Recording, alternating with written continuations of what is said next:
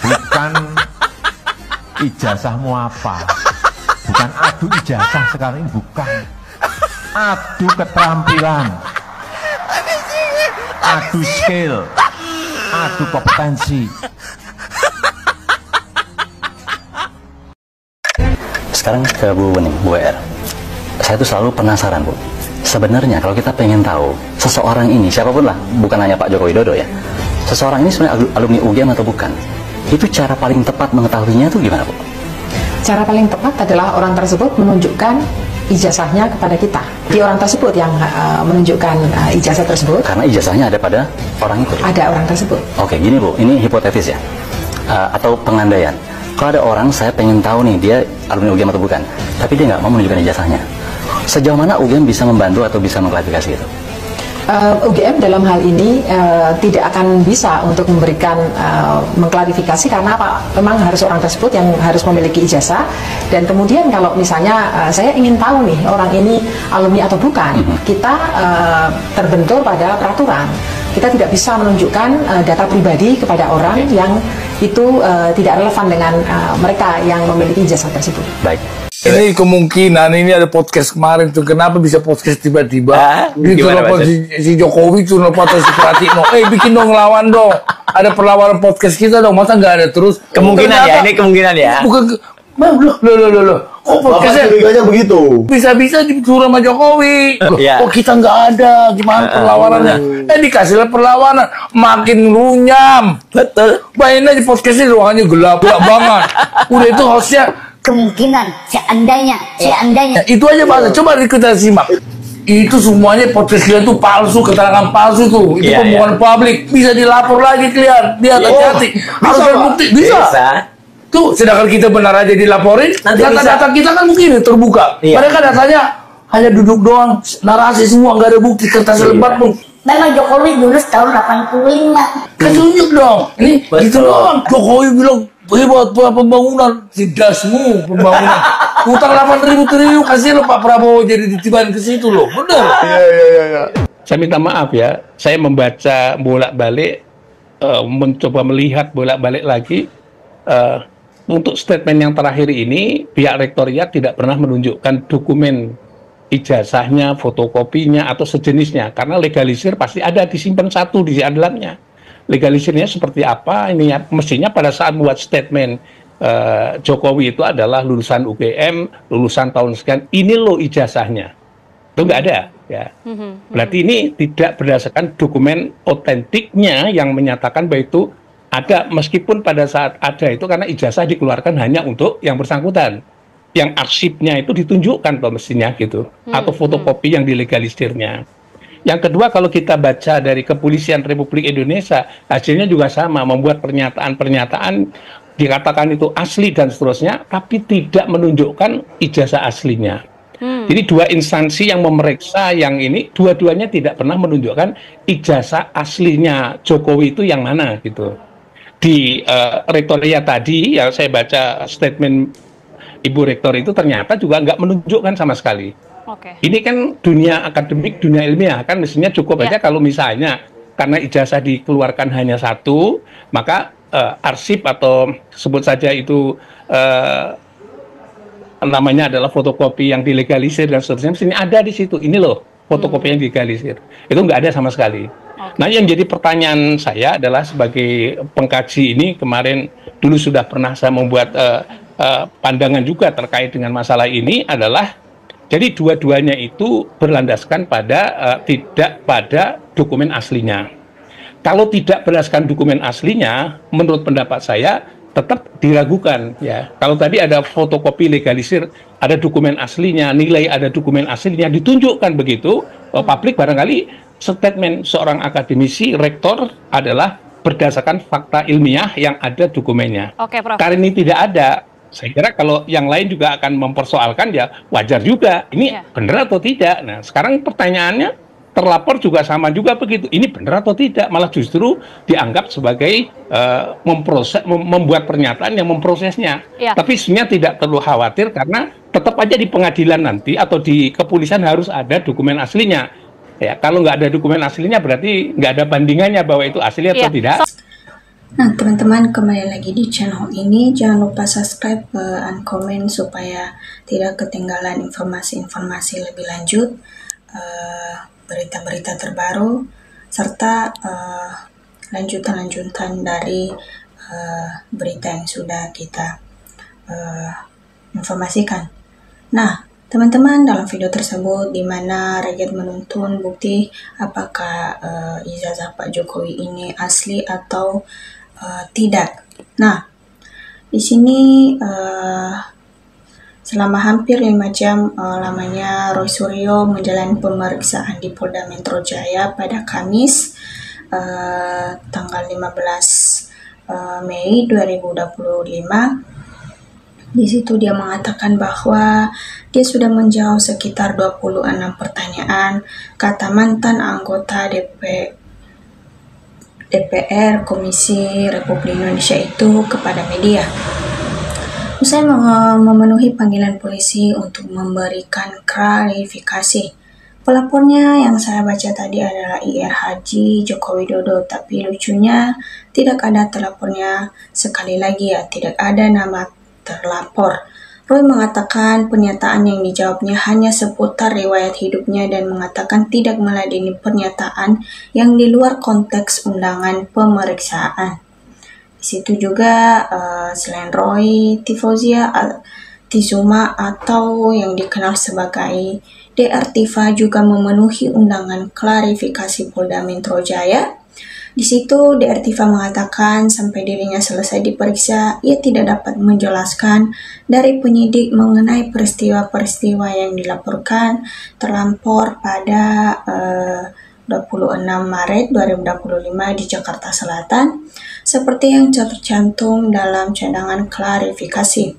Jadi, hampir 100% pernyataan yang disampaikan oleh penyidik sama sekali tidak ada kaitannya dengan peristiwa tanggal 26 Maret 2025 di Jakarta Selatan, jelasnya dalam konferensi pers kemarin itu. Dan di situ juga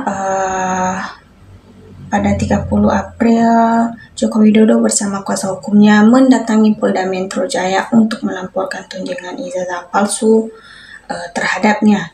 Ini sebetulnya masalah ringan, urusan tuduhan ijazah palsu, tetapi perlu dibawa ke ranah hukum agar semua jelas dan gambangnya, kata Jokowi, seperti dilansir di antara.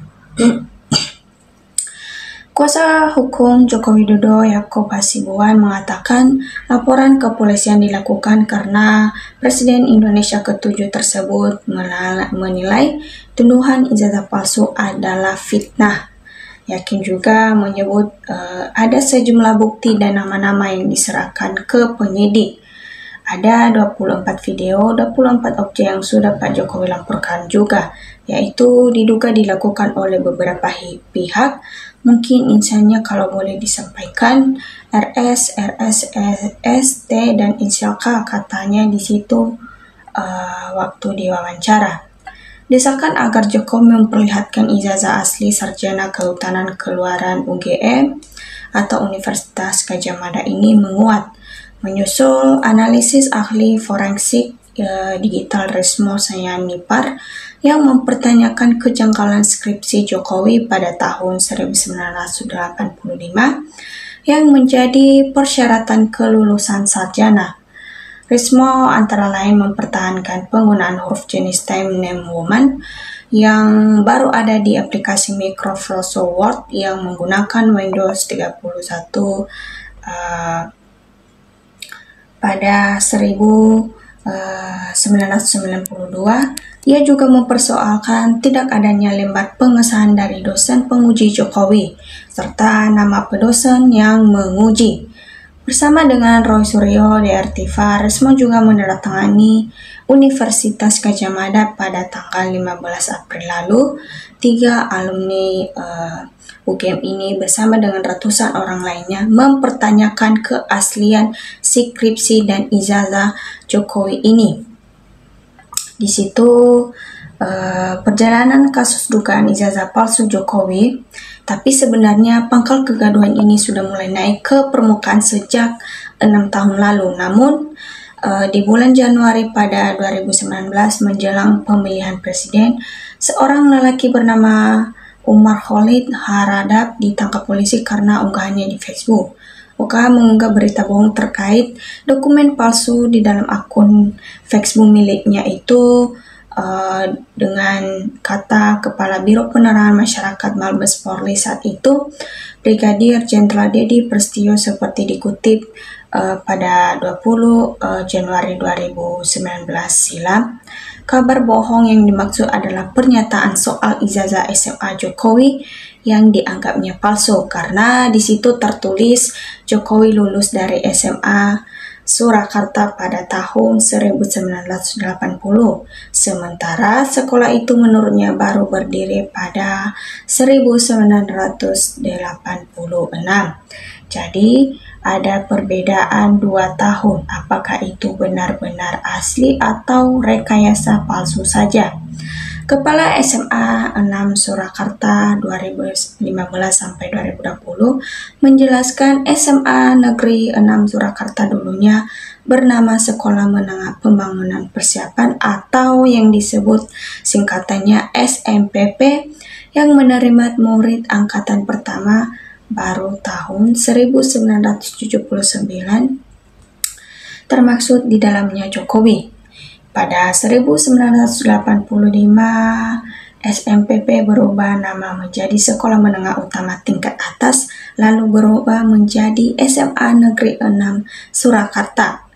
Pak Jokowi lulus tahun 1980, maka logis kalau ijazahnya Pak Jokowi bunyinya tidak SMA Negeri 6 Surakarta, ijazahnya Pak Jokowi masih SMPP, kata Anggun seperti yang dikutipnya di situ di akun YouTube-nya.